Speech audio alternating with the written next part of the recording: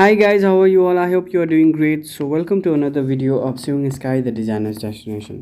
So आजको भिडियोमा म तपाईलाई प्रिन्ट्सको बारेमा पढाउने छु जुन चाहिँ as I promised you before. So first of all, let's get start, okay, without wasting our time. So what is print? Any objects or design made in a fabric with specific arts in a small portion or size all around the fabric is called prints. Prints भनेको के रहेछ? Prints भनेको जुन चाहिँ तपाईले एउटा लुगामा जस्तै प्रिन्ट देख्नुहुन्छ नि, मतलब all around the fabric.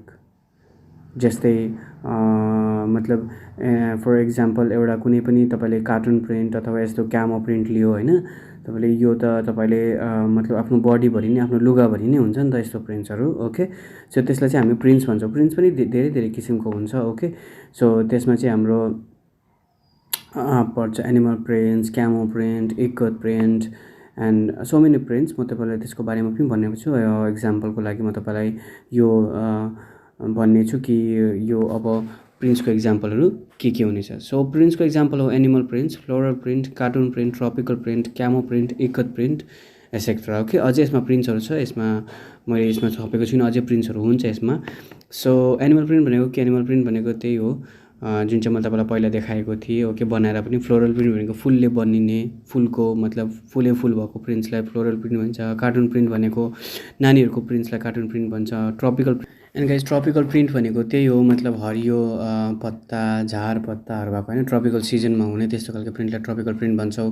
Ikat print भनेको हाम्रो इकत प्रिन्ट भनेर हामी ढाकाको प्रिन्ट बुझ्छौं. ओके, जुन चाहिँ ढाकाको लुगा हुन्छ हाम्रो नेपाली कल्चरको ढाका लुगा, त्यसलाई हामी इकत प्रिन्ट भन्छौं. अनि क्यामो प्रिन्ट भनेको आर्मी पुलिसहरुले लगाउने प्रिन्टलाई क्यामो प्रिन्ट भन्छ. Okay guys, so guys, as I promised before मैले तपाईलाई सबै देखाइसकेको छु प्रिन्ट्सहरुको टाइप्स अनि प्रिन्ट्सहरु कस्तो कस्तो हुन्छ भनेर. सो अबको नेक्स्ट भिडियोमा म तपाईलाई मोटिभको बारेमा पढाउँछु. अनि तपाईले यो भन्दाको पहिलो भिडियो हेर्नु भएको छैन भने माथि आई बटनमा लिंक छ, तपाईले त्यसलाई क्लिक गरेर अहिले नै त्यो भिडियो हेर्न सक्नुहुनेछ.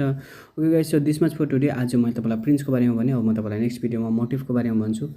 अनि आउँदै जाँदा म अझै धेरै कुराहरु भन्नेछु तपाईलाई यो डिजाइनिङको कोर्सको बारेमा.